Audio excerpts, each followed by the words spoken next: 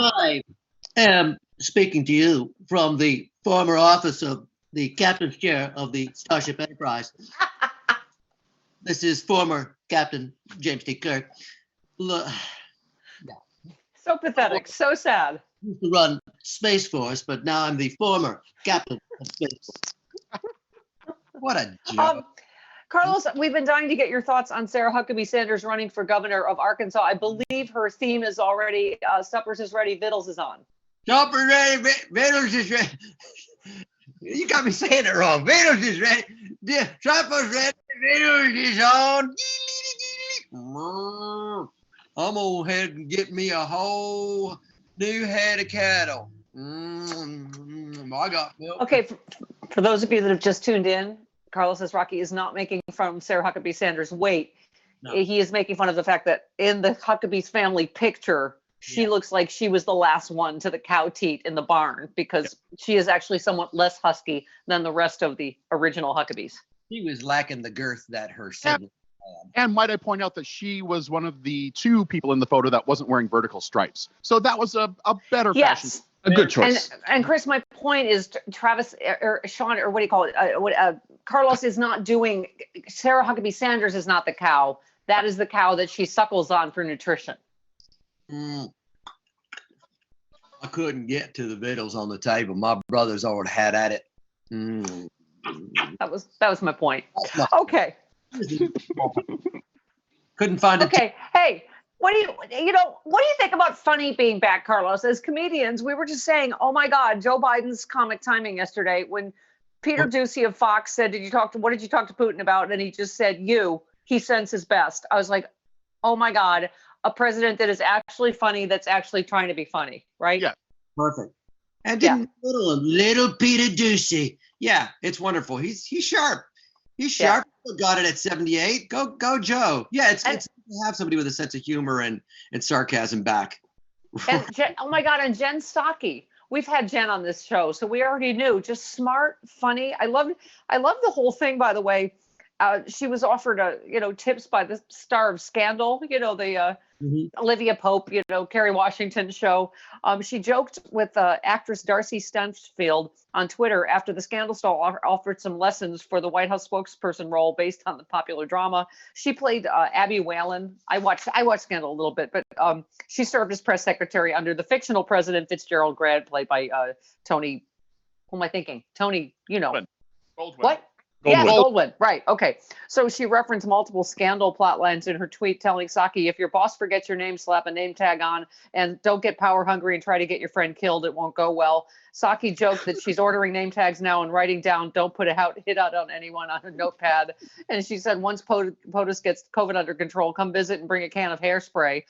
I mean, she's just like, it's normal humans that have dogs and make jokes that most normal humans understand. It's right? Wonderful. It's no more Kelly McElhinney. Kelly is going to Fox and she is totally going to piss off Tommy Lahren. I could see them in the green room like, my cross is bigger than your gun. My gun is bigger than your cross. But I don't even know what's going on with that, Travis, right? Because she announced she was going to Fox and then Fox said, hold on here. Nope. I don't know. No, Fox said, I don't know if it was the Capitol riots or what, but they've apparently put it on hold. So I was like, oh my God. I'll take She's that. like, oh my God. So it's totally my dad's roofing company in Tampa then, right? No, what happened? I asked Tommy Lahren that, hey, Tommy, what do you think about Kaylee coming? And she went, shh. Well, we'll just put the brakes on that. Oh my. Okay, wait. And here's Jen Psaki yesterday. Crazy? Is that okay to make fun of Tommy Lahren? Is it beyond it? Like when you look at Marjorie Greene or whatever, it's not beyond the pale for those guys to like flex their gun muscles. You know what I'm saying? Yeah. Oh, okay. Here is Jen Psaki, pitch perfect yesterday.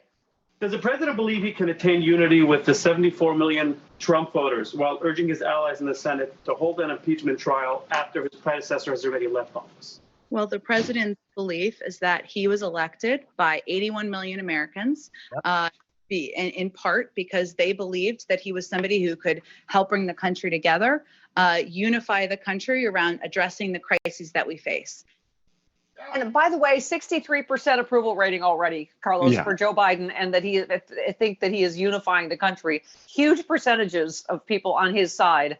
on a lot of these issues. So, and Travis and I were saying, I'm so sick of these. Why is it when Trump wins, all the stories are about the Trump voters and what they want and what they think? No stories about the bazillions and millions of Hillary voters. And now that Trump has lost, all the storyline is, well, what about the 74 million? It's like, no. We're going to talk about the 81 million now, right? Right. Two answers she could have given. Elections have consequences. And where is it that says that all 74 million of those people are against impeaching Donald Trump? Where are those numbers? Right, they're not. The majority of people already believe Trump should be convicted and removed and not allowed. I think it's almost 60% believe he should not be allowed to run for office again. Yeah. So stop. Am I feeling it, Chris? I don't know what you think. Stop with the unity questions. Every single question is, I thought the president wanted unity. I thought the Democrats wanted unity. They're not the one that caused a violent insurrection and overthrow of the United States government. This is not on Joe Biden or Democrats. And it's like that they're going to start every question with, I thought he called for unity. I thought you called for unity. It's like unity means doing what they want to do, letting them get away with crimes, letting them do whatever they want, right? Unify behind doing the right thing. In this context, you could see the GOP at Normandy going, you know what? We don't want to storm the beach. That would make Hitler mad. That's rude. Yeah, it's rude. You know, we come on this beach, Hitler's gonna get more mad. So we want unity here. Yes. Yeah. That's what it is. Don't make the bully mad. Don't stir up the bullies out there. You know, let's just forget this. And agreeing to punish him. That's unity. Yeah. Yeah.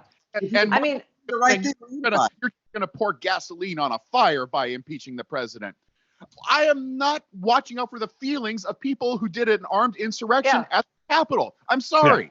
But Chris, it's the whole thing. Their justification. Don't make the bullies matter. Don't make the bullies any matter, or they're going to hurt you. I mean, it's Ari Berman, who we're having Ari next week, Travis, or we're working. We're waiting to hear back. Okay. So Ari tweeted, truly maddening to hear Mitch McConnell warn of a nightmare if Democrats abolish the filibuster when he already killed it to put 3 Trump justices on the Supreme Court and confirmed Amy Coney Barrett 8 days before an election when 65 million people had already voted after blocking Merrick Garland for 237 days. Just shut your turtle mouth. I mean, seriously, you're going to lecture us now? Yeah. And this is where I could agree with the far left people. It's like the Democratic Party. You got our votes. Start flexing your muscles. Don't back down. Go for it. You've got the Senate. Manchin in West Virginia is a little soft, but go for it. Destroy the filibuster. Start appointing judges. Make DC a statehood. Let's go. Go. Cinema's soft. Huh? Cinema's a little soft too. Yeah. She is my personal project. I have made it my duty for America, Chris, to get on that wall with Kristen Sinema. Kirsten Sinema. And bring her gently to the light. She can be corrected. That's all I'm saying. Okay. Carlos, I corrected her. Carlos, I've been waiting to get your thoughts as a parent and a father of daughters, but also I don't know why whenever I hear a Kellyanne Conway story, I hear Spider's Master, because it's very dark. This story is very dark and we still don't know the truth of it. And we were saying earlier, the whole thing makes us want to take a shower, but she apparently posted a picture of her 16-year-old daughter topless. Apparently, allegedly.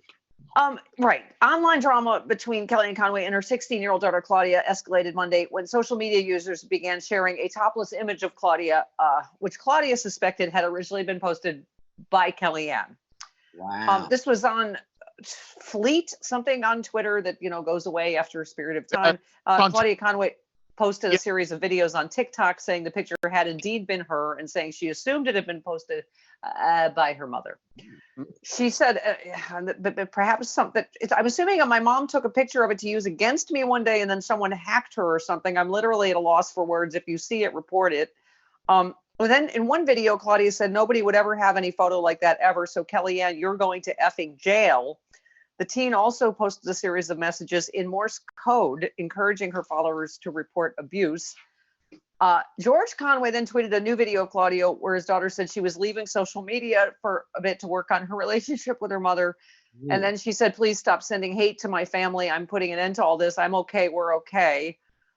People should not call the authorities or send threats to my family. She also flip-flopped to say my mother would never put something like that on the internet.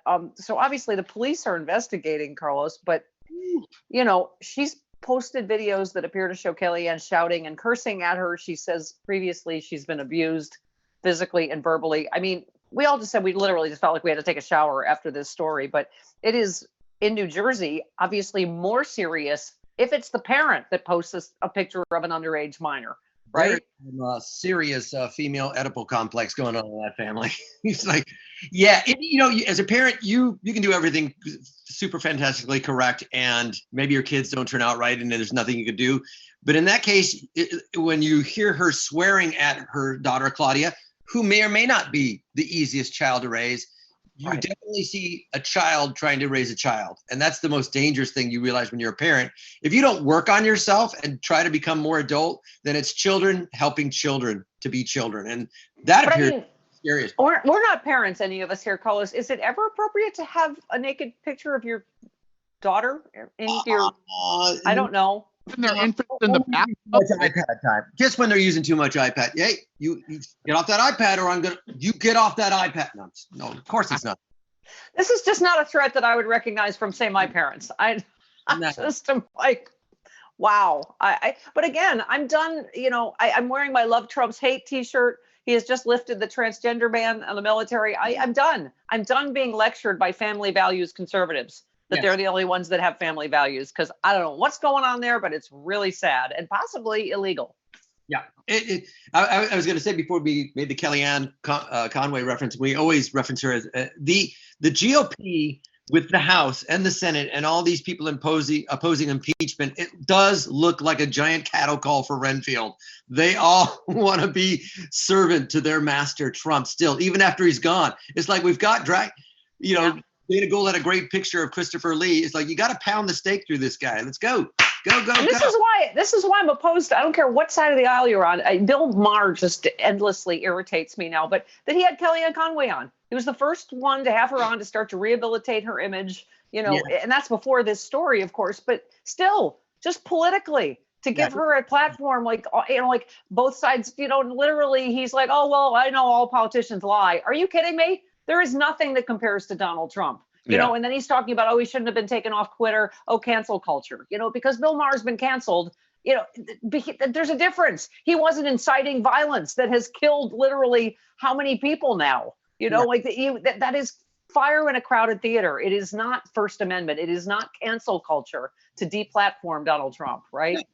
They're private entities. They're not government run. So. Yeah, exactly.